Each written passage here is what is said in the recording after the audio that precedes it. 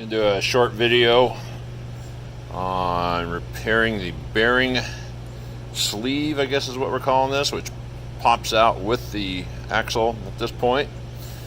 How this happened, I don't know.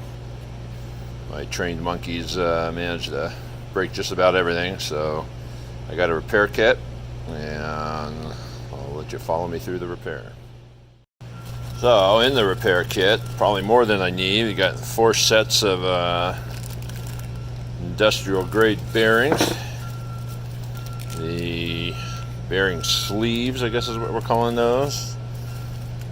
Some gears, both with bearings and without.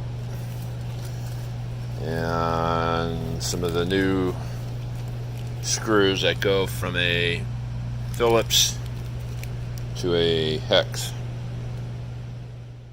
Alright, well, those tiny little screws came out with a tiny little screwdriver. When I first met you. Okay, got the screws out. Let's see what we got under there. So a decent amount of muck. Looks like dog hair. There's the bearing. Still got some grease on there. So I'm not really sure why those sleeves came out of there. You have to figure out how the heck to get these out, and I need a bearing press. Alright, so in order to remove these bearings, get yourself a heat gun or a little propane torch. Heat up on the inside so you don't melt the crinkle coat on the outside. And there's glue holding them in there. And then take a what was that, 9/16 socket, and from the back side essentially you're going to push it through with a hammer or mallet.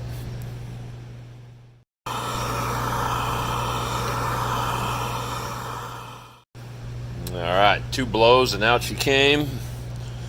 Obviously you're destroying that bearing in the process. You're going to see some grease oozing out. Let me get the other one out and I'll figure out how to get the new one in there.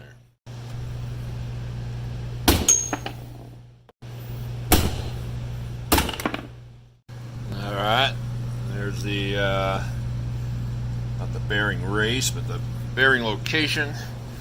There's the blown out, worn out bearings. And want to make your bearings last longer? Clean after every job. Don't let the chemicals get in there.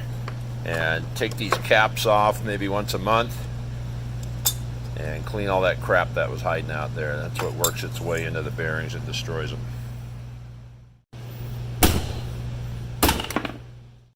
Alright, there's the not the bearing race, but the bearing location. There's the blown out, worn out bearings. And want to make your bearings last longer? Clean after every job. Don't let the chemicals get in there.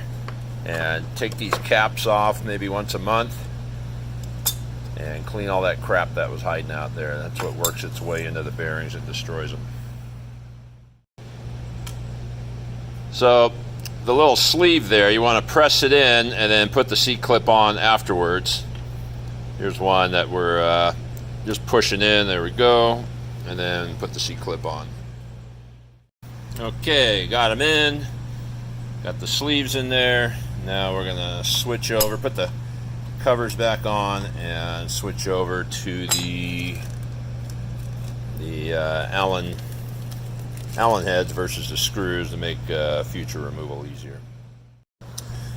Alright, so on the drive side, I noticed that the bearing cover plate, whatever you want to call it, was lifting up or bent right there where that grease smudge is, and I just had a tremendous amount of crap under there that accumulated so much I actually bent this plate.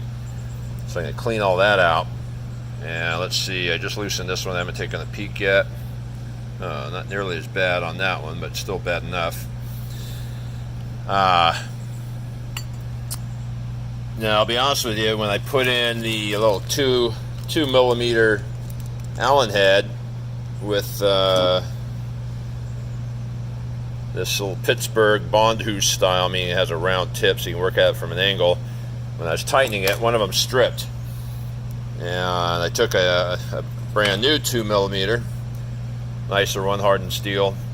Couldn't get it out. And I didn't have any problem getting out these Phillips heads, which are probably hardened steel, with this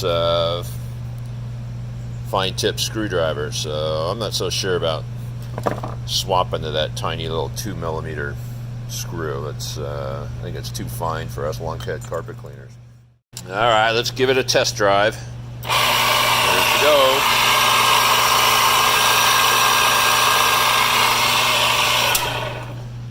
Repair well done.